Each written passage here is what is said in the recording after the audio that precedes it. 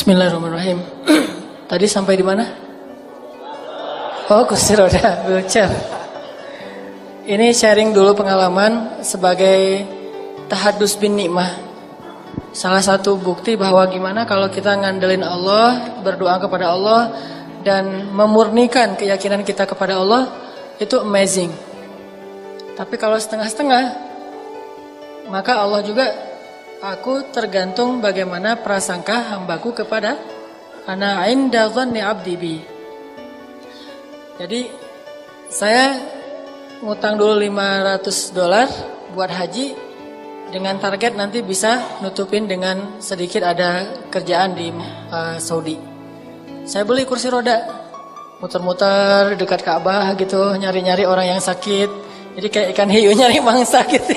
Kalau ada yang kira-kira jalannya, Bu, capek mau saya dorongin gitu. Jadi ternyata enggak apa-apa deh, masih kuat kok. Oh iya Bu, enggak apa-apa.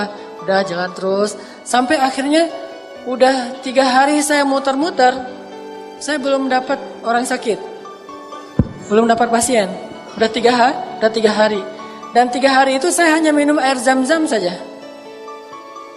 Minumnya air zam-zam, dan alhamdulillah itu keajaiban air zam-zam itu minum tapi bisa ngenyengin, nggak harus makan. Saya tidur di masjid, bawa baju nggak terlalu banyak. Begitu nanti pengen mandi di toilet Masjidil Haram di bawah yang bagus, saya mandi terus naik lagi ke atas tidur, minum air zam-zam terus, saya kayak gitu selama 3 hari. Setelah 3 hari saya terus berharap nggak mungkin lah Allah membiarkan saya kayak gini. Saya yakin aja sama Allah, cuman kalau misalnya Allah belum mengabulkan di hari pertama, kedua, dan ketiga, mungkin memang Allah pengen lihat kesabaran saya. Wah, yang bangga aja Allah lihat kesabaran saya, insya Allah saya sabar. Sabar nih. Hari keempat, alhamdulillah, dari kejauhan saya ngelihat ada ibu-ibu sama anak gadis, bukan sakit, kayak bingung gitu arahnya nih kemana nih, kayak orang kesasar, kan di Mekah mah banyak orang kesasar. Sampai ada tuh seorang pilot pesawat tempur kalau nggak salah. Tapi udah kayaknya udah pensiun. Beliau pernah kesasar di Mekah. Terus kita tolongin, kita arahin ke maktab namanya, ke asrama beliau, ke hotel. Beliau bilang gini, Dek, Masya Allah ya, Subhanallah, benar kita nggak boleh sombong ya kalau di sini, kata beliau. Kenapa Pak? Saya itu nggak mau ikut rombongan, saya mau jalan sendiri. Padahal ini haji pertama buat saya. Karena saya mikir saya di udara aja nggak kesasar. Di tengah hutan aja ditaruh saya nggak kesasar. Masa saya di kota kecil kayak gini kesasar? Saya ngomong gitu. Jadi saya nggak mau ikut pembimbing, nggak mau ikut rombongan. Saya yakin bisa pulang sendiri. Jadi saya tinggalin rombongan. Ternyata benar, saya muter-muter nggak tahu di mana rumah saya, kesasar. Jadi nggak boleh sombong. Ada ibu-ibu kayak kesasar gitu, saya samperin. Dan nggak ada niat sama sekali mikir nih, jangan siapa tahu sakit mau didorong, nggak ada sama sekali. Justru gara-gara kayak gitu Allah kasih. Bu, mau kemana? Ini Dek, saya kesasar mau pulang, cuman nggak sampai-sampai, udah muter-muter balik lagi ke masjid. Oh, emang ibu dari mana? Dari Solo katanya. Oh, Solo. Maktabnya berapa? Nggak hafal, nggak bawa identitas, nggak bawa apa-apa, cuma ada gelang doang dan nggak disebutin di situ. Maktab berapa? Nomor hotelnya apa? Jalan apa? Nggak tahu. Wah, ibu, gimana kalau gitu atuh Bu? Ya saya nggak tahu pulang kemana nih. Jamaah Solo kan tersebar di mana-mana. Saya juga bukan petugas resmi yang tahu lokasi jamaah-jamaah yang baru datang. Ibu baru datang kapan? Kemarin, ini hari kedua. Oh gitu. Ya udah ikut saya aja Bu. Mudah-mudahan ketemu. Bismillah aja ya Bu. Ya Bismillah, ikut. Jalan aja saya tuh. Itu benar-benar saya juga nggak tahu di mana rumahnya, ke arah mana, ada yang misfala, ada yang hafair, ada yang kemana-mana. Pokoknya jalan aja. Jalan, dan nggak lama jalannya. Tiba-tiba dia ngelihat, loh itu teman-teman saya ada di depan hotel lagi nungguin dia belum pulang. Itu teman-teman saya langsung datang. Alhamdulillah ada ini kayaknya, kalau bahasa orang mah hoki gitu ya. Dia pembawa apa berkah. Besok bisa nggak nemenin ibu lagi untuk tawaf biar nggak kesasar? Oh boleh banget Bu, siap-siap. Sama anak gadisnya lagi. Jadi dia bawa anaknya. Siap Bu, insya Allah siap besok. Besok saya udah selesai subuh langsung, sebelum subuh udah di situ. Untuk sholat jadi saya tahajud langsung ke situ.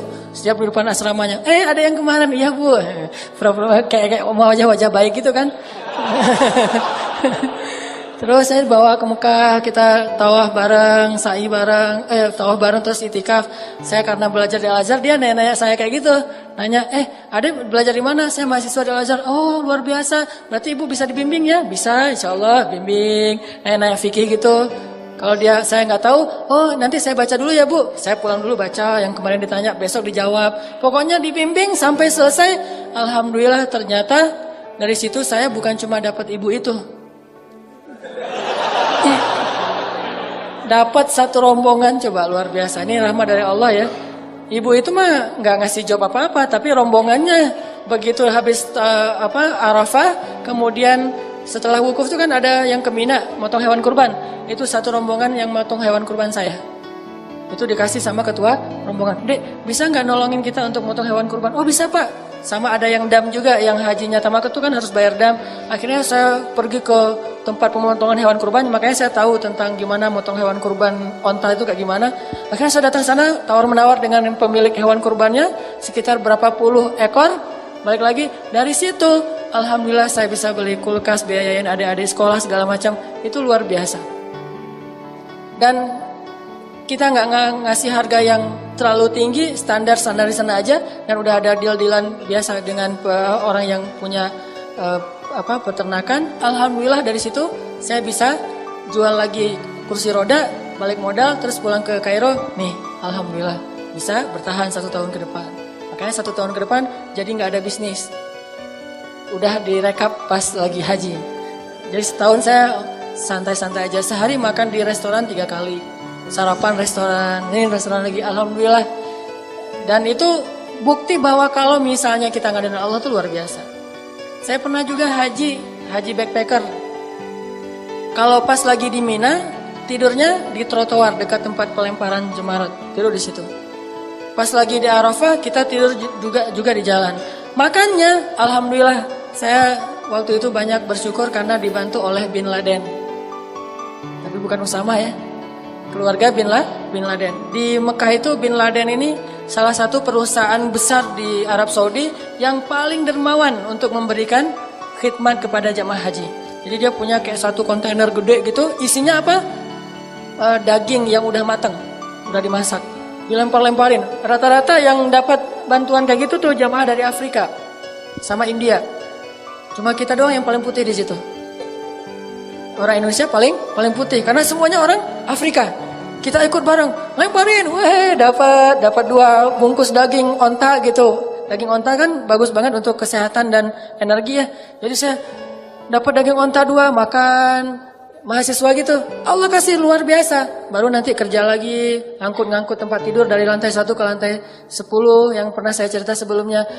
Ada satu pelajaran yang saya dapat dari perjalanan hidup saya kayak gitu, sampai akhirnya saya bisa pulang ke Indonesia, tinggal di Bandung, dan Allah mudahkan segala keurusan hidup saya. Satu aja pelajarannya.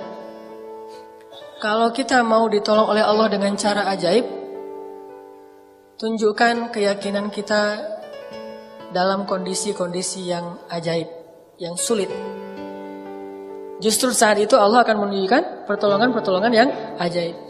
Kalau kondisinya biasa-biasa aja, maka Allah akan menolong kita juga biasa-biasa aja. Dan tipsnya, kadang-kadang kita harus nekat sedikit. Karena hanya dengan sedikit nekat, kita bisa belajar tawakal. Kalau semuanya harus dihitung logis, kapan kita akan belajar tawakal? Ini kayaknya kurang logis nih. Memang kita butuh hitung-hitungan logis, ilmiah butuh. Cuman sedikit nekat itu dibutuhkan juga. Harus dikombin nih. Logika, iman, nekat. Logika, hitung-hitungan ilmiah. Iman, yang penting kita melakukannya tidak melanggar syariat. Nekat, disitulah bab tawakal. Kalau udah sesuai dengan hitungan-hitungan ilmiah, kemudian juga kita tidak melanggar hukum Allah, sedikit berspekulasi, dalam bahasa lain adalah nekat, di situ kita akan ngerasain the power of kepepet. Itu baru dapat power of kepepet. Dengan kita sedikit nekat, kita akan tahu, oh saya mah gak bisa ngandelin siapa-siapa kalau gini. Cuma bisa ngandelin Allah Subhanahu Wa Taala. Begitu kita sekali berhasil mengandalkan Allah dan pasti berhasil, maka kita akan semakin yakin untuk terus mengandalkan Allah next. Dalam next kasus, next time, kita pasti akan lebih yakin untuk ngandelin Allah. Makanya saya hampir bisa dibilang agak gak terlalu gampang galau kalau urusan pemeliharaan Allah. Gak punya duit, gak galau sama sekali. Saya pernah cerita juga di Kairo kalau lagi nggak punya duit, makanya minum air putih sama kurma yang udah berjamur gitu. Kurma yang udah agak-agak udah lama gitu, udah lebih dari setahun udah berjamur dan udah keras, ditaruh di air, direndam, kalau udah agak lembut baru dimakan. Tapi kalau lagi ada duit tadi sehari 3 kali di restoran. Nggak punya manajemen, baru ada manajemen pas udah nikah. Cie. Jadi ini yang saya bilang the power of doa. Doa itu luar biasa, bisa benar-benar bisa break the impossible. Sampai saya berada di Bandung ini juga impossible. Dulu bagi saya Bandung itu kota yang nggak mungkin saya akan tinggal di sana. Saya awal-awal datang ke Bandung, belum punya kerjaan sama sekali. Saya berdiri di sebuah tower. Saya naik ke sebuah tower di kota Bandung, terus saya bicara sendiri. Saya butuh waktu 5 tahun ya Allah, ingin bisa menjadi seseorang yang bermanfaat di kota ini. Kenapa saya naik ke tower? Bukan karena lebih dekat ke Allah. Karena kalau mau lebih dekat ke Allah jangan naik ke tower. Sujud serendah-rendahnya. Makin rendah, makin dekat. Saya naik ke tower tuh cuma pengen menikmati kota Bandung. Melihat kota Bandung, wah Masya Allah, saya 5 tahun lagi nih harus menjadi seseorang yang bermanfaat di kota Bandung ini. Alhamdulillah setelah 5 tahun, Allah kasih kemudahan yang luar biasa. Dan hampir bisa dibilang, saya datang ke Bandung juga gak punya modal sama sekali. The power of kepepet. Di situ belajar tawakal pada Allah. Ya Allah, saya ini datang ke sini karena ingin beramal soleh, karena saya ingin lebih taat kepadamu, saya ingin berdakwah. Tapi saya nggak mau jadi guru tetap, Allah. Masih ada requestnya juga, Allah saya kalau bisa jangan jadi guru tetap ya. Saya orangnya karena susah diatur, senangnya loncat sana loncat sini. Jadi kalau bisa yang bebas-bebas aja ya Allah. Gitu. Akhirnya diundang, alhamdulillah ngajar. Yang dulu saya pernah cerita, saya disuruh ngajar ceramah. Saya ceramah nggak bisa. Bisanya cuma teriak-teriak doang. Alhamdulillah bisa ngaji, tapi kalau ceramah nggak bisa. Awal-awal ceramah kebalik. Allah Sallallahu Alaihi Wasallam, Rasulullah Subhanahu Wa Taala. Kebalik. Saking semangatnya gitu, Rasulullah Subhanahu Wa Taala, Allah teh Sallallahu Alaihi Wasallam. Jamaah bingung. Ini Ustadz dari Kairo Sallallahu Alaihi Wasallam kebalik. Terus bingung lagi nih gaya siapa kalau mau ceramah? Gaya Agim aja lah. Halo. Betul tidak? Gitu-gitu. Waktu itu kan saya belum Sunda sama sekali, baru datang dari Aceh tiba-tiba ngomong bahasa Sunda kan patah-patah banget tuh. Jadi orang yang dengar juga kasihan ngelihatnya. Aduh, kasihan ya misalnya. Udahlah kan mereka mau dengar bukan karena enak ceramahnya, karena kasihan. Lewat aja. Ternyata nggak nyaman gaya Agim. Saya ganti Zainuddin Amzad. Assalamualaikum. Nggak dapat juga. Nggak nyaman juga. Akhirnya be yourself no matter what they say lah. Akhirnya ceramah yang sebisanya saya aja. Udah mulai nulis-nulis buku. Nulis-nulis buku pertama, saya penulis, saya kulinya, saya direkturnya, saya ngejualnya. Saya nulis buku, judulnya Tadabbur Al-Quran. Terus saya kirim ke Sumatera, ke Kalimantan, ke teman-teman Kairo yang udah pulang. Ngirim pakai bus, terus juga pakai beberapa paket yang ngirim keluar kota. Bawa pakai dus Marlboro gitu kan, buku kan berat tuh kalau pakai dus Marlboro. Saya angkat sendiri di Soekarno Hatta. Ternyata itu penulis bukunya. Angkat buku. Nih saya mau ngirim ke buku apa nih? Buku tentang Tadabbur Al-Quran. Oh ya, siapa penulisnya? Hanan At-Taki gitu. Oh ya. Padahal saya jualan di book fair. Kan ada book fair di Braga dulu tuh, Islamic book fair. Jualan, alhamdulillah dari percikan imannya Pak Amiruddin ngasih satu space buat saya display buku saya. Saya bikin X banner, saya bawa naik motor hujan-hujan pakai jas hujan gitu, turunin buku basah-basah, naruh disusun-susun. Setelah disusun-susun saya balik lagi ke toilet, ganti baju yang agak-agak keren gitu seolah-olah penulis, baru balik lagi. Saya udah pakai dasi gitu, udah penulis gitu kan. Pas orang datang, ini buku siapa? Ini wajahnya mirip. Jadi di cover buku itu wajah saya paling gede tuh. Tulisannya kecil, yang penting wajah saya. Biar orang kan lagi pencitraan, pengen terkenal, namanya juga pengen terkenal. Jadi wajahnya gede, judulnya kecil. Pas orang lihat ini buku siapa yang nulis? Mirip. Oh iya, ini penulisnya minta tanda tangan. Dari situ mulai banyak acara, udah gitu bikinlah beberapa lembaga. Dari situ saya mencoba, itu awal saya ngerasa feeling guilty kan. Kok saya belajar jauh-jauh cuma untuk ngajar-ngajar gini terus dibayar? Saya harus bikin dakwah yang saya nggak dibayar. Akhirnya setelah 7 tahun kayak gitu, Allah kasih ilham, muncullah Pemuda Hijrah. Dan saya merasa dengan Pemuda Hijrah ini hilang sedikit feeling guilty-nya. Karena bisa berdakwah yang tidak ada lagi orientasi apapun selain pengen berkhidmat kepada agama Allah Subhanahu wa taala. Tapi itu perjalanan semuanya tidak akan terjadi kecuali dengan doa. Kalau ngandalin ilmiah nggak kayak gitu. Ilmiahnya harusnya saya pulang dari Kairo itu udah di Banda Aceh aja. Ngapain jauh-jauh ke Bandung? Atau ilmiahnya saya nggak usah ke Kairo, udah aja sekolah di Banda Aceh atau kuliah di Banda Aceh. Tapi nggak pakai ilmiah doang, pakai iman, pakai rububiyah, pakai keyakinan bahwa Allah yang di Indonesia dengan Allah di Mesir sama. Sedikit nekat kadang dibutuhkan. Jadi kalau kalian mau melihat keajaiban, jangan cuma ngelihat Instagramnya, datang ke rumahnya. Lihat Instagram 1, ngepoin lagi Instagram kedua, sampai 10 Instagram dikepoin, tapi nggak ngelamar-lamar, itu nggak ada keajaiban. Mau ngelihat keajaiban, ini rumahnya di mana? Udah aja di komen, Neng rumahnya di mana? Saya mau datang, udah aja kayak gitu.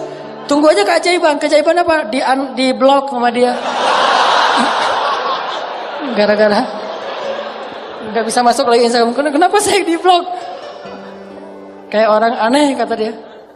Tapi kan namanya juga usaha kan, jangan menyerah. Ulangi lagi komen berikutnya sehingga kita terkenal komentator yang paling banyak menghampiri akun-akun yang keren-keren. Komen di situ. Sampai kalau perlu jangan setengah hati. Kecuali akhwat ya, kalau yang cewek mungkin banyak batasan.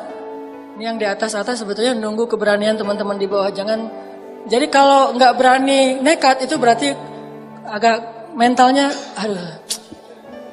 tuh masih kurang.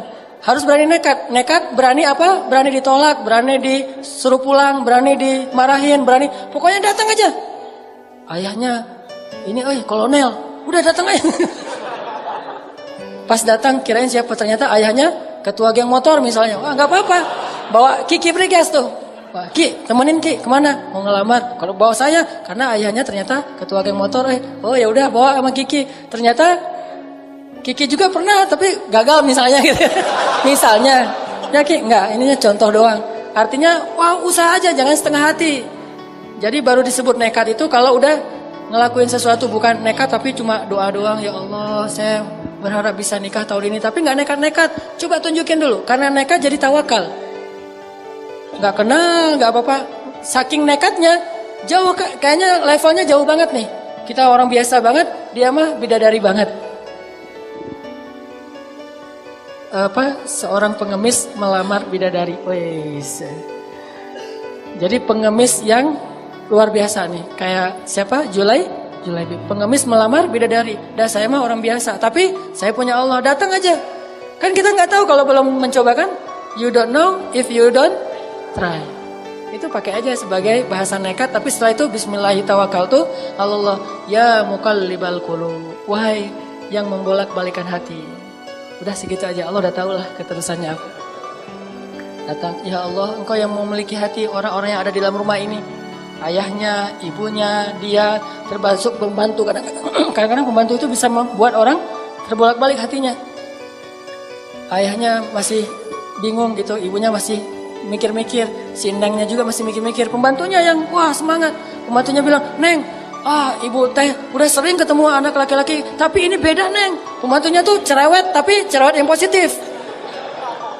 Ternyata si pembantunya tadi dibeliin cuangki sama kita. Ikhtiar yang maksimal. Pembantu juga bisa dimanfaatin, karena saya pernah memanfaatkan pembantu. Dan itu berhasil. Ikhtiarnya yang maksimal. Kita nggak akan tahu kalau kita belum mencoba. Doa terus ikhtiar. Ikhtiarnya tadi bawa cuangki, bawa nasi pecel kasih ke pembantu. Bu, dari mana? Saya dari Surabaya. Oh, saya bawain rawon buat ibu gitu ya. Bawain rawon. Masya Allah, ini anak baik banget. Dia akan bisa mempengaruhi keputusan yang ada di dalam rumah itu. Keputusan paling penting bisa dipengaruhi oleh suara seorang pembantu rumah tangga gara-gara sebungkus rawon. Itu ikhtiar dulu. Jangan udah belum apa-apa, saya mah kayaknya enggak ini. Laksanakan aja dulu. Ikhtiar kerja juga gitu, harus sedikit nekat. Karena dulu saya pernah bisnis beberapa usaha kecil-kecilan, bukan bisnis, usaha. Bisnis mah kayak gaya usaha lah. Usaha kecil-kecilan, bikin kayak cabang-cabang kios pulsa gitu. Itu berawal juga dengan kenekatan. Pokoknya saya mau bikin itu aja, jual beli mobil second juga dengan kenekatan. Properti kecil-kecilan cuma beli satu, benerin terus jual lagi. Semuanya lewat nekat, tapi tawakal sama Allah. Yang penting jangan bikin Allah kecewa. Itu aja. Kalau kita nggak bikin Allah kecewa, kita masih tetap bisa ngandelin Allah. Begitu kita ngecewain Allah, nggak bisa ngandelin apapun. Kalau kita mengandalkan Allah, maka Allah akan menggunakan segalanya untuk kebaikan kita. Kalau kita nggak bisa mengandalkan Allah, maka kita kehilangan segalanya. Sehingga ulama bilang, siapa yang mendapatkan Allah, dia mendapatkan segalanya. Siapa yang kehilangan Allah, dia kehilangan segalanya. Minta sama Allah. Wa idza sa'alaka 'ibadi anni fa inni qarib. Allah itu dekat sama hambanya.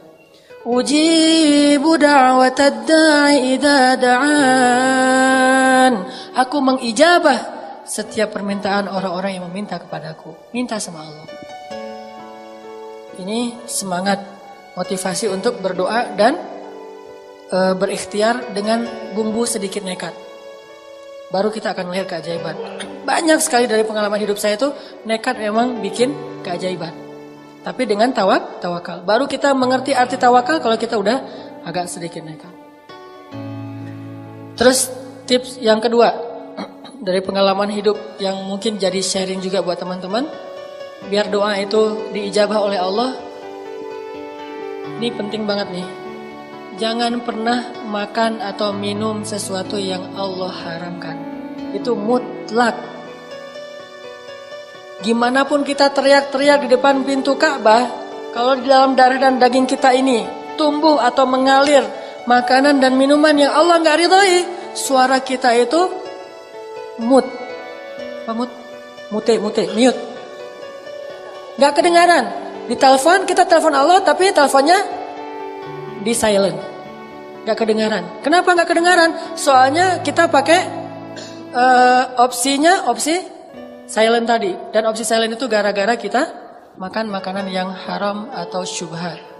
Jangan pernah menggadaikan doa-doa teman-teman dengan harta yang haram walaupun berlimpah. Jangan pernah menggadaikan. Karena kalau kita sudah sampai membuang kesempatan diijabah doa, kita nggak bisa ngapa-ngapain lagi walaupun kita punya dunia dan seisinya. Nih kalau pilihan ya. Ada pekerjaan tapi syubhat atau haram. Cuman resikonya Allah nggak mengijabah lagi doa kita. Atau kita nggak mengambil pekerjaan itu, cuman nggak dapat keuntungan besar, tapi Allah mengijabah doa-doa kita. Kalau saya sangat yakin nggak perlu istikharah akan memilih, yang penting Allah mengijabah doa saya. Urusan yang lain terserah. Kalau Allah mengijabah doa saya, mau apa aja, minta sama Allah pemilik segalanya. Tabarakalladzi biyadihil mulk, di tangan Allah segala kerajaan. Jadi jangan sampai Allah yang kita hilangkan. Jangan sampai kita kehilangan tali dengan Allah Subhanahu wa taala. Dan salah satu penghilang tali hubungan dengan Allah itu makanan dan minuman yang haram. Makanya Nabi pernah mengisahkan ada seorang laki-laki Yahudi melakukan perjalanan, di tengah jalan dia ngelihat ada orang yang lagi makan babi guling, barbecue, harum gitu. Tapi makanannya babi. Laki-laki Yahudi tadi nyamperin, terus bilang, boleh nggak saya minta satu potong ikan itu? Kata laki-laki Yahudi, boleh nggak saya minta, a'tini hadas samak, beri saya sepotong dari ikan ini.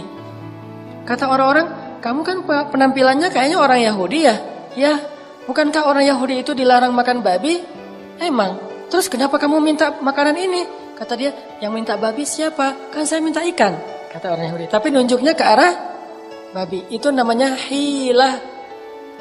Mencari-cari celah untuk mengubah hukum yang haram menjadi halal. Salah satunya dengan mengganti nama. Makanya Nabi bilang di dalam hadis, ada juga di Riyadhus Shalihin, janganlah kalian menamai khamar dengan karom. Karom itu mulia artinya, namanya keren. Jadi khamar itu tetap khamar, jangan dikasih nama yang keren-keren. Harganya 2 juta. Dari Itali. Keren lagi namanya tuh. Terus packagingnya bagus banget. Jangan, kata Allah, kata Nabi. Kenapa? Karena itu akan mengubah sesuatu yang haram menjadi sesuatu yang disukai, diminati, bangga orang dengannya. Sehingga dilarang menamakan sesuatu yang haram dengan nama yang baik. Begitu juga mengubah namanya menjadi nama seolah-olah dia halal. Orang Yahudi ini ngasih nama babi dengan kalimat samak, ikan. Atini hadas samak, beri saya ikan ini. Kata orang-orang, ini kan nggak boleh untuk kamu orang Yahudi. Emang saya minta babi, saya kan minta ikan. Tapi nunjuknya ke arah babi. Akhirnya nggak mau berdebat, dikasihlah sepotong makanan babi. Dia dia makan, kemudian dia minum khamr. Udah selesai itu dia jalan.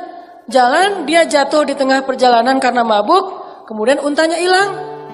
Untanya membawa semua bekal-bekal dia. Terlunta-luntalah dia di tengah padang pasir. Ketika dia sadar, dia nggak punya apa-apa lagi. Waktu itu kemudian dia duduk, lalu dia berdoa kepada Allah, Rabbi. Sampai di situ aja, Nabi kemudian ngasih komen terhadap hadisnya. Jadi Nabi menyampaikan ceritanya, kemudian Nabi komen. Apa komen Nabi? Ma'kaluhu haram, malbasuhu haram, mashrabuhu haram, fa'anna yustajabu lidzalik? Makanannya haram, minumannya haram.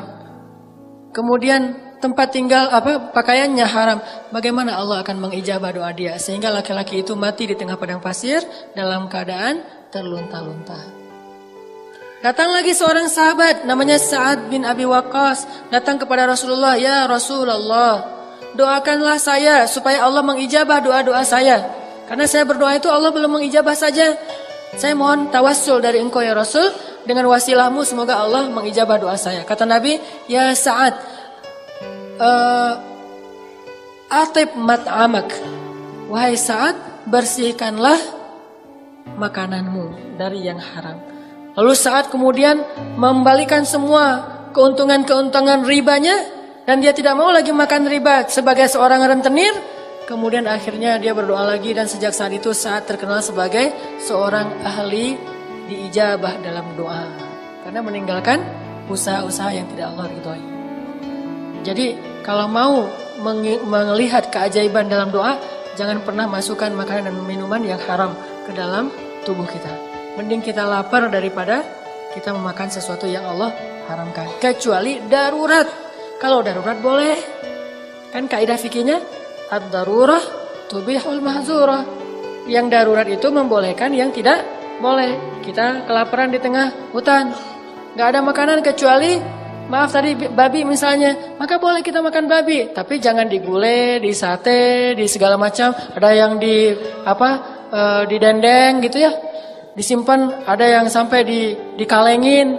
Buat apa? Buat nanti kalau lapar lagi. Enggak, makan darurat itu hanya untuk menghilangkan rasa lapar yang sangat. Kalau udah hilang rasa lapar yang sangat, udah agak nyaman, udah tinggalkan itu. Begitu juga dalam urusan yang lain. Kalau kita darurat banget, boleh menggunakan harta yang haram, tapi sebatas menghilangkan unsur darurat kita saja. Anak sakit, gak punya uang sama sekali, minjam ke teman-teman gak ada yang bisa nolong. Akhirnya terpaksa kita menggunakan sistem-sistem yang Allah gak ridhoi. Tapi sebatas untuk bisa membiayai pengobatan anak. Jangan ngutangnya 1 miliar, padahal pengobatannya 10 juta. Kenapa ada 990 jutaan? Karena itu buat tambahan modal. Nah ini bukan darurat namanya. Selama kita menjaga yang ini, Allah berjanji akan uji da'watad da'i. Aku akan mengijabah doa-doa kalian. Jangan pernah menggadaikan doa. Yang terakhir, kalau pengen doa kita diijabah oleh Allah, ijabahlah panggilan Allah. Falyastajibu li wal yu'minu bi la'allahum yarshudun. Penuhilah panggilan Allah dan berimanlah kepada Allah supaya kalian mendapat petunjuk. Jadi kalau kita mengijabah panggilan Allah, Allah mengijabah panggilan kita. Begitu Allah bilang, Allahu Akbar, Allahu Akbar, labbaika ya Rabbi. Ngomongnya gitu. Labbaika ya Rabbi, aku penuhi panggilanmu ya Allah. Datang buru-buru, wudu langsung datang ke masjid. Nanti begitu kita bilang, Allah ya Allah, labbaika ya abdi. Ada apa wahai hambaku? Allah buru-buru datang kepada kita. Seperti kita buru-buru datang kepada Allah, seperti itu juga Allah buru-buru datang kepada kita. Seperti kita berleha-leha atau menunda-nunda waktu untuk datang kepada Allah, seperti itu juga Allah menunda-nunda waktu untuk datang kepada kita ketika kita panggil. Ana inda dhanni abdi bi. Aku tergantung di mana hambaku. Fadhkuruni adzkurkum. Ingatlah aku ingat kalian. Jadi jangan salahin Allah kalau doa kita belum diijabah juga. Mungkin kita ketika Allah panggil juga nggak gitu-gitu amat. Sehingga Allah juga akan mengimbangi gimana perlakuan kita kepada Allah. Kenapa kayak gitu? Biar dengan cara kayak gitu kita menjadi lebih taat kepada Allah. Sebetulnya nggak ngimbangin sih. Allah tetap Rahman dan Rahim, cuman dalam bab itu doang. Di sisi yang lain, Allah tuh ngasih nikmat kepada kita tuh nggak ngelihat kita soleh apa enggak. Terusnya dikasih nikmat kan? Kita membangkang ke Allah tetap dikasih hidup, dikasih bahagia, dikasih nafas dan seterusnya, tetap dikasih nikmat. Cuman dalam bab doa aja Allah mau ngimbangin kita. Jadi Allah tetap nggak akan zalim sama hambanya. Cuman dalam bab itu Allah nggak mau kecuali melihat kita sungguh-sungguh kepada Allah. Begitu dengar kadang-kadang, apalagi kadang-kadang kita datang ke masjidnya belum azan. Datang ke masjid untuk sholat subuh jam 11 malam.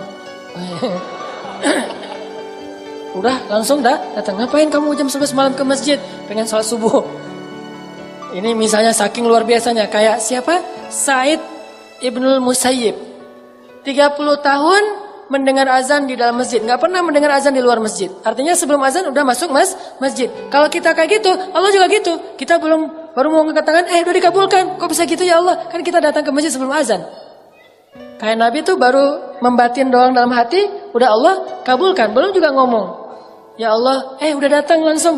Ada miss call gitu. Wah, ditunggu ya. Nanti kita wawancara kerjaan. Belum juga berdoa, udah wawancara kerjaan. Belum juga ketemu ceweknya, tapi ceweknya yang nyamperin duluan. Ustadz, boleh nggak saya ta'arufan sama yang ikhwan yang itu? Oh, yang itu yang mana? Yang ini? Yang itu. Bukan ke sini, yang di belakang Ustadz. Oh, yang di belakang saya. Ya udah, nanti saya kenalin, kasih aja CV-nya. Ternyata yang nyamperin duluan, ceweknya ngasih CV duluan. Ini karena kita duluan datang kepada Allah sebelum Allah panggil. Udah sekali, begitu juga yang akhwat. Begitu Allah katakan, wahai hamba-hambaku, atau katakanlah kepada perempuan, tutuplah aurat-aurat mereka. Kalau kita ijabah panggilan Allah, Allah juga akan mengijabah panggilan kita. Sedikit nekat supaya belajar tawakal. Kemudian yang kedua, jangan campuri daging dan darah kita dengan makanan yang haram. Yang ketiga, ijabahlah panggilan Allah sehingga Allah mengijabah panggilan kita. Kalau udah bisa kayak gini, insya Allah teman-teman mudah dalam hidup. Mau kerjaan mudah, mau sekolah mudah, mau nikah mudah, mau punya anak mudah. Ya Allah, ya Rabbi, ya Ilahi.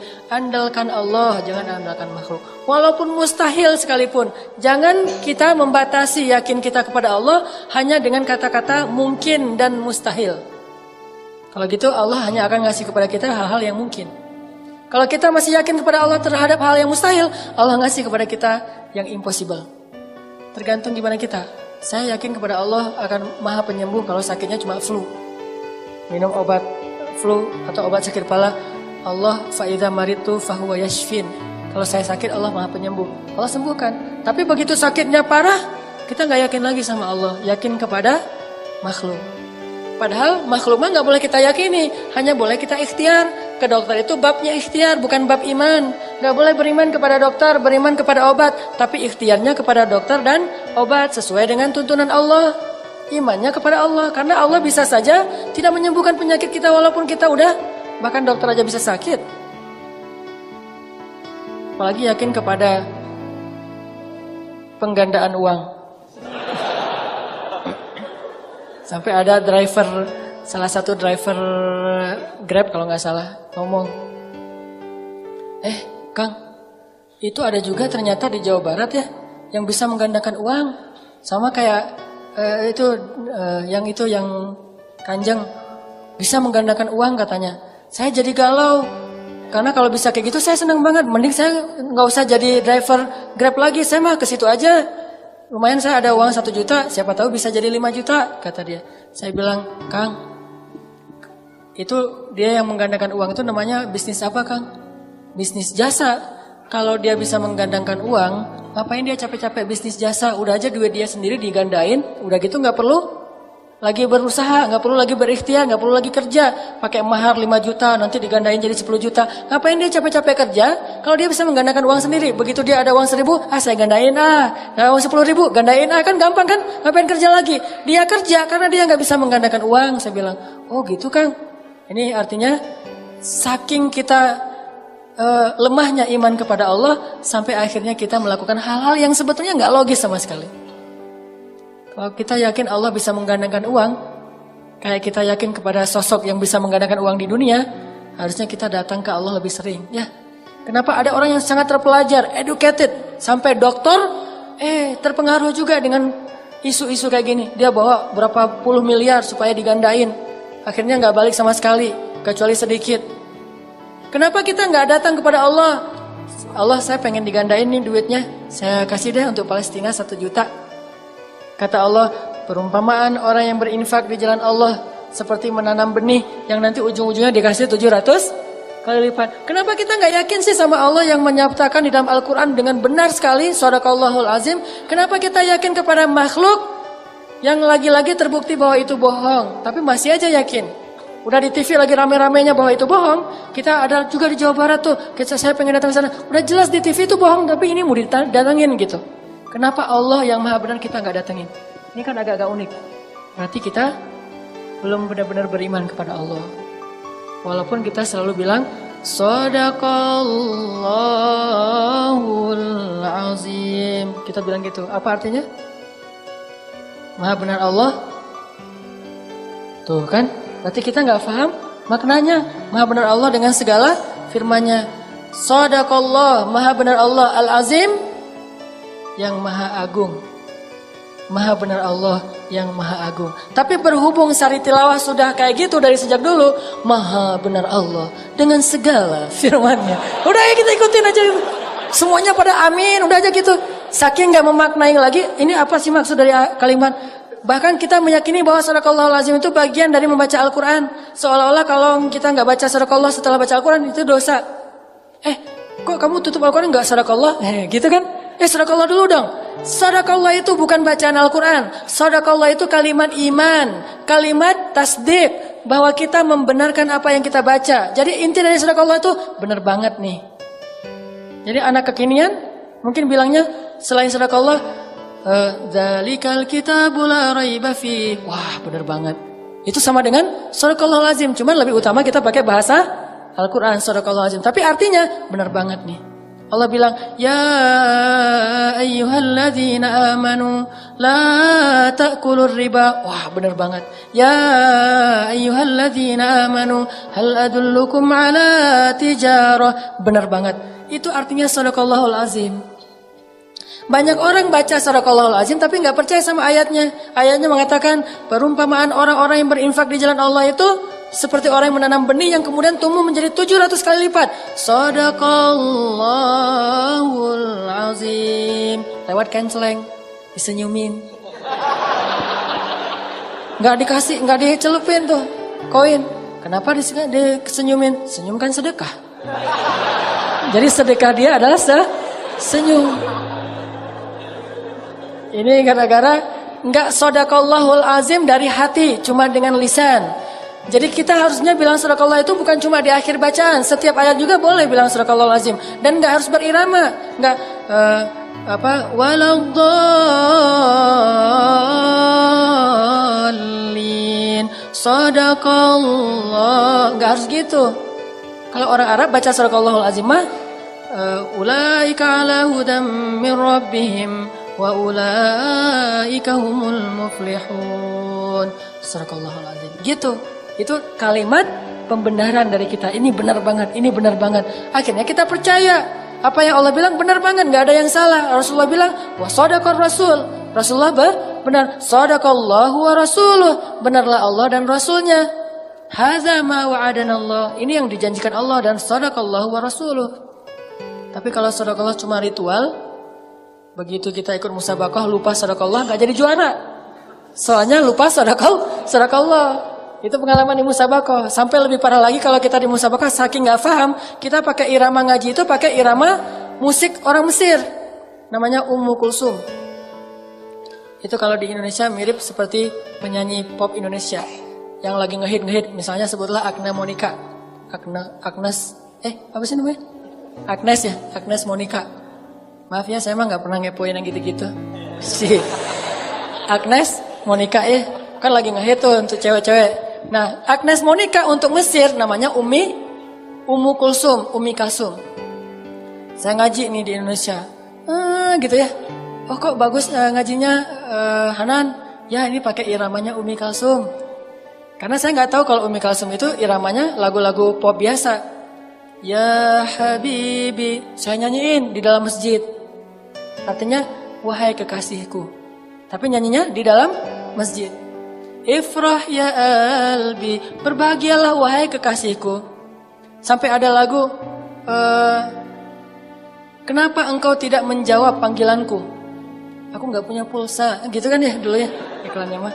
Itu saya nyanyikan ketika musabaqah di dalam masjid, seolah-olah itu irama. Jadi kalau Ifrah ya albi, ya ayyuhalladzi, wah cocok nih. Ya habibi wa alamu, cocok nih kayaknya dibawa dari irama musik ke irama Al-Quran. Saya yakin banget dulu waktu musabaqah di Indonesia. Begitu saya ke Mesir, yang pertama saya cari adalah kaset Ummu Kulsum. Ini saya harus cari kaset originalnya. Dulu kan kaset. Teman-teman gak tahu kaset ya? Maaf ya, beda generasi. Anak sekarang gak tahu kaset. Kaset itu sejenis CD tapi yang masih ada pitanya gitu. Gak ada zaman sekarang, maaf, baru lahir. Dan saya udah tua. Saya cari kaset originalnya Ummu Kulsum. Cari itu di toko buku Islam, tafsir, hadis. Cari kaset Ummu Kulsum. Saya tanya ke si yang penjualnya, Mang, ada kaset Ummu Kulsum gak Mang? Mang manggilnya. Terus orang Mesir, kaset siapa? Ummu Kulsum. Maksud kamu Ummu Kulsum anaknya Nabi? Enggak, kaset yang ya Habibi gitu-gitu saya nyanyi. Dia heran. Orang Mesir heran ya. Saya kan orangnya agak-agak polos gak jelas gitu kan. Terus dia heran, ngapain kamu cari kaset itu di sini? Ini kan toko buku Islam. Lah itu kan muslimah, emang muslimah. Terus kamu ngapain mau dengar lagu-lagu itu? Pengen belajar Al-Quran. Makin heran dia, belajar Al-Quran dengerin itu. Apa hubungannya ya? Dia jadi asa-asa nyambung gitu kan. Kamu belajar Al-Quran pakai Ummu Kulsum, hubungannya apa ya kata dia? Ada aqua. Terus saya bilang, lah kan irama-irama Ummu Kulsum tuh bagus dipakai ngaji. Langsung dia bilang, ma'azallah. Ma'azallah itu kalau bahasa kita mah, a'udzubillah. Dia langsung heran, a'udzubillah minasyaitonirrajim kata dia. Kenapa kamu bilang saya syaitonirrajim? Ya akhi kata dia, Ummu Kulsum itu lagunya lagu umum. Irama musik-musiknya, irama musik-musik yang cuma cinta-cintaan. Ini bukan urusan fikih ya, tetapi itu bukan bacaan Al-Quran. Jadi kamu jangan belajar dari musik itu. Kalau musik mah musik aja, tapi jangan dipakai musik untuk baca Al-Quran. Oh gitu ya, saya baru ngerti. Astagfirullahaladzim, a'udzubillahi minasyaitonirrajim dong kalau gitu. Gara-gara saya salah paham. Saking kita nggak menghayati apa yang kita baca. Akhirnya kita bawa-bawa Al-Quran, dicampur adukan. Padahal Al-Quran aja, musik-musik aja, main-main aja. Sehingga kalau kita campur adukan, kalau di anak skate itu mirip-mirip dengan istilah why I don't skate. Dia bukan anak skate, tapi pakai baju tracer misalnya ya. Bukan anak skate, tapi pakai DC gitu. Kena deh saya sendiri. Bukan anak skate, tapi pakai baju DC. Bukan anak pantai, misalnya pakai rip curl, tapi rip curlnya yang paling gede tuh. Kalau perlu yang kelihatan dari jauh itu cuma rip curl, orangnya nggak kelihatan. Saking pengen diakui sebagai anak pantai, anak Quicksilver, anak kalau skate mah mungkin anak DC, atau kalau anak basket sebutlah mungkin Nike gitu-gitu. Karena dia memaksakan ini, kalau ternyata bukan kayak gini cara belajar Al-Quran. Baru saya kemudian belajar Al-Qurannya dengan tadabbur, dengan hati. Ternyata baca Al-Quran yang paling tepat itu dengan hati, bukan dengan irama. Irama gimana pun suara kita bagus, kalau nggak dari hati nggak kena. Tapi kalau suara dari hati, walaupun suara kita agak-agak parah, insya Allah kena. Kena orang nggak jadi kena di hati orang insya Allah ya. Jadi Shadaqallahul Azim itu membenarkan. Kita sering bilang Shadaqallahul Azim, tapi ayatnya kita nggak beriman, sehingga kita nggak mengamalkan, nggak berdoa dengan ayat itu. Berarti Shadaqallahul Azim kita cuma di lisan saja. Yakin, saya yakin insya Allah kalaupun nggak dibilang 100%, tapi saya sangat yakin yang membuat saya sampai tidak perlu galau lagi. Kalau ada masalah, saya bisa bilang ke Allah. Sebagaimana kata Umar, wahai diriku, kalau kamu punya masalah jangan bilang ya Allah saya punya masalah besar, tapi bilang wahai masalah saya punya Allah yang maha besar. Serahkan kepada Allah. La tahzan, innallaha ma'ana. Ya Allah pengen nikah, ya Allah pengen rezeki, ya Allah pengen kerjaan, ya Allah pengen anak, ya Allah pengen apapun yang kebaikan-kebaikan, ya Allah. Bukan yang lainnya. Kayak iklan TV kabel ya. Ya Allah, bukan yang lain. Mudah-mudahan bermanfaat.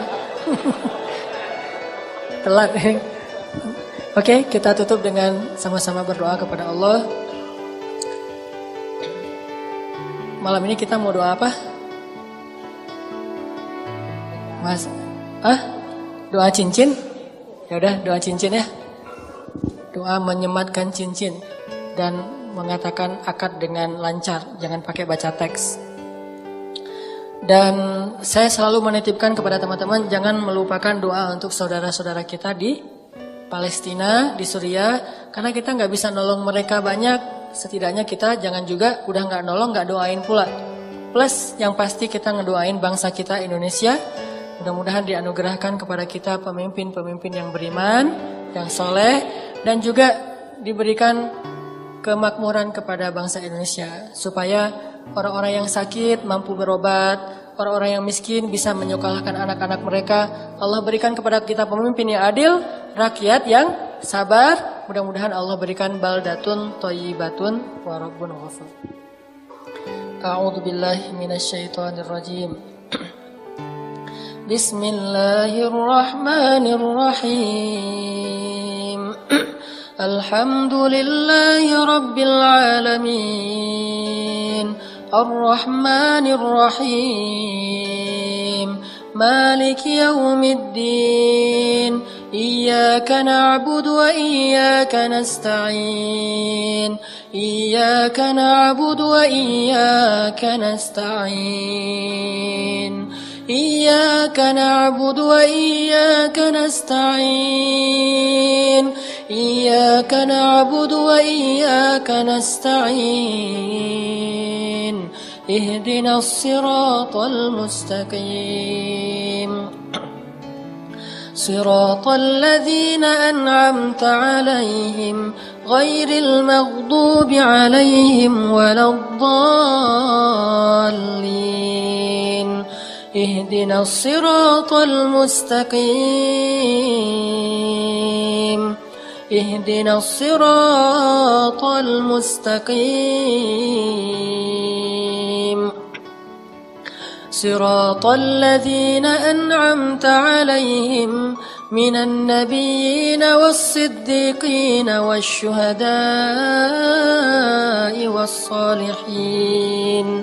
Siratal ladzina an'amta 'alaihim minan nabiyyina was-siddiqina wasyuhada'i was-salihin. Ihdinas siratal mustaqim. Ya hadi ihdinas siratal mustaqim. Ya muqallibal qulub. Ya muqallibal qulub. Ya muqallibal qulub.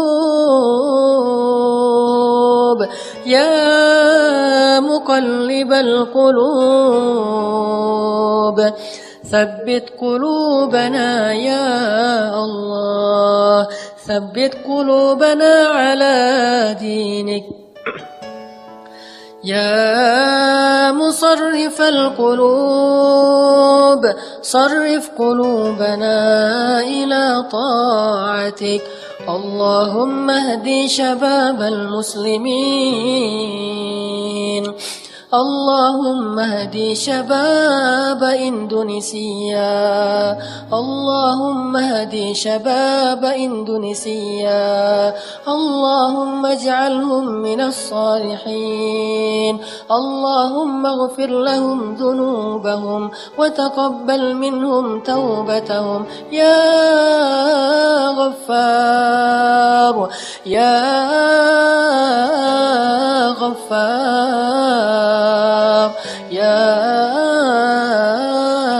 تواب تب علينا يا تواب تب علينا توبة نصوحا. Ya Allah, ya Arhamar Rahimin, Engkaulah yang menggenggam hati setiap hamba-Mu, ya Allah. Kami serahkan hati kami untuk berada di dalam genggaman dan kasih sayang-Mu, ya Allah. Jangan biarkan hati kami digenggam oleh hawa nafsu dan syaitan, ya Allah. Genggam eratlah hati kami, ya Allah. Dan jagalah ia sampai akhir hayat kami, ya Allah.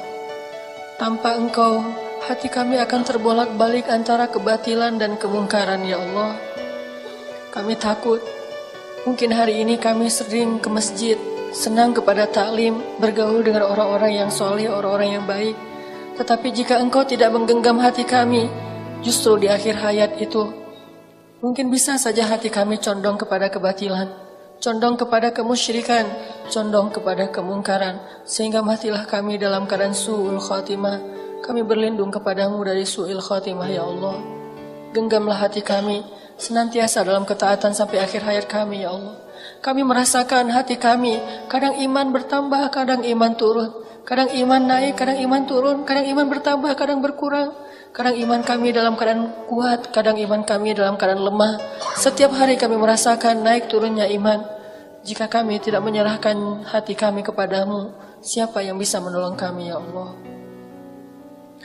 Betapa ruginya kami, ya Allah, jika sepanjang hidup kami beramal solih, malam hari kami tahajud, setiap hari kami ke masjid, siang hari kami berpuasa, dengan harta kami bersedekah, sepanjang hidup kami beramal solih. Tetapi jika akhir hayat kami syirik, di akhir hayat kami su'ul khatimah, maka sia-sialah semua kebaikan-kebaikan kami sepanjang hidup kami, ya Allah.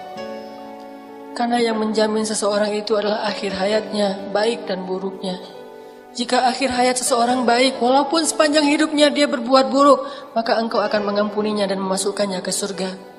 Jika akhir hayatnya buruk, walaupun sepanjang hidupnya beramal solih, maka gugurlah segala amal-amalannya dan menjadi penghuni neraka. Kami berlindung kepadamu dari su'ul khatimah, ya Allah. Sebagaimana Engkau memberi hidayah kepada kami sepanjang hidup kami, terutama sejak kami hijrah, maka berilah juga hidayah kepada kami di akhir hayat kami, ya Allah. Jadikanlah sebaik-baik hari kami adalah hari ketika bertemu denganmu, ya Allah. Dan jadikanlah sebaik-baik amal kami adalah amalan yang terakhir, ya Allah. Ya Arhamar Rahimin, berilah petunjukmu kepada pemuda-pemuda Indonesia. Berilah petunjukmu kepada pemuda-pemuda Indonesia. Berilah petunjukmu kepada pemuda-pemuda Bandung. Jadikanlah anak-anak muda Indonesia, terutama anak-anak muda Bandung sebagai ashabul kahfi, anak-anak muda yang yakin kepadamu, ya Allah. Anak-anak muda yang berserah diri kepadamu, ya Allah. Halalkan hubungan mereka, ya Allah. Pertemukan mereka dengan bidadari-bidadari mereka, ya Allah. Pertemukan pemudi-pemudi kami dengan imam-imam mereka yang solih, ya Allah. Sehingga hidup mereka penuh dengan keberkahan darimu, ya Allah. Ya Arhamar Rahimin, menangkanlah Islam di atas pundak anak-anak muda yang beriman, ya Allah. Wariskanlah bumi ini kepada hamba-hambamu yang beriman. Janganlah Engkau timpakan musibah kepada kami, di mana bumi terwariskan kepada orang-orang yang kufur kepadamu, ya Allah. Ya Arhamar Rahimin, anugerahkanlah di antara anak-anak muda yang pada malam ini ikut taklim dimanapun mereka berada. Anak-anak muda yang rajin ke masjid, anugerahkanlah, jadikanlah mereka sebagai pemimpin-pemimpin Indonesia di masa yang akan datang, ya Allah. Jadikanlah mereka sebagai pengayom-pengayom umat di masa yang akan datang, ya Allah. Jadikanlah mereka sebagai pembela-pembela kaum muslimin di masa yang akan datang, ya Allah. Jauhkanlah mereka dari sifat munafik yang justru menyerang dan menghujat kaum muslimin dan agamanya. Rabbana atina fid dunya hasanah wa fil akhirati hasanah wa qina adzabannar. Subhanakallahumma wa bihamdika asyhadu an la ilaha illa anta astaghfiruka wa atubu ilaik. Assalamualaikum warahmatullahi wabarakatuh.